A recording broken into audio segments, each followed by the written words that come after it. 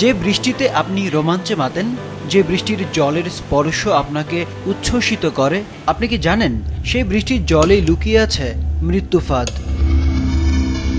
হ্যাঁ, বেশ কয়েকটি গবেষণায় উঠে এসেছে এমন ভয়াবহ তথ্য।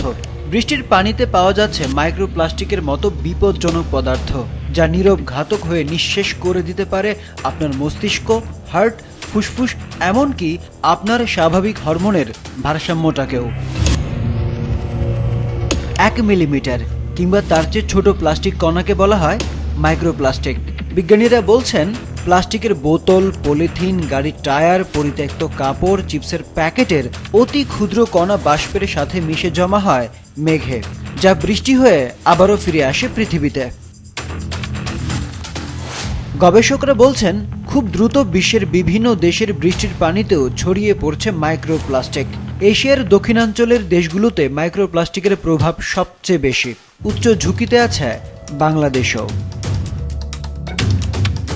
যুক্তরাষ্ট্রের স্বনামধন্য কর্নেল বিশ্ববিদ্যালয়ের একদল গবেষক 109টি দেশের ওপর গবেষণা চালিয়ে বেশ কিছু বিস্ময়কর তথ্য সামনে এনেছেন।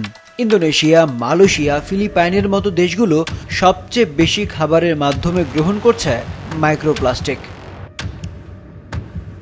আর শ্বাস নেওয়ার মাধ্যমে সবচেয়ে বেশি মাইক্রোপ্লাস্টিক গ্রহণ করছে চীন, মঙ্গোলিয়া ও যুক্তরাজ্যের মতো দেশগুলো।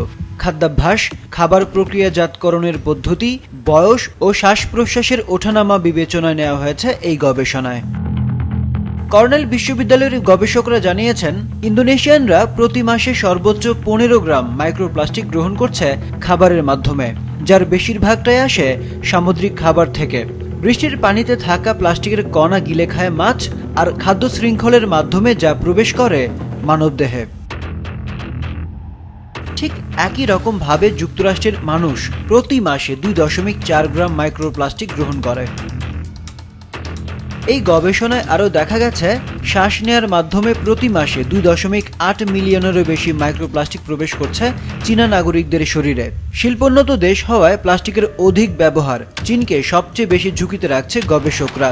নিঃশ্বাসের মাধ্যমে আমেরিকানরা নিচ্ছে 3 লাখ, আর স্পেন, পর্তুগাল, হাঙ্গেরির মতো দেশগুলো নিচ্ছে 60,000 থেকে 2,40,000 প্লাস্টিকের কণা। গবেষকরা বলছেন, বজ্র পদার্থ ধ্বংস করতে কঠোর আইন ও বিশ্বব্যাপী সচেতনতা প্রয়োজন, অন্যথায় চড়া মূল্য দিতে হবে গোটা দুনিয়াটাকে।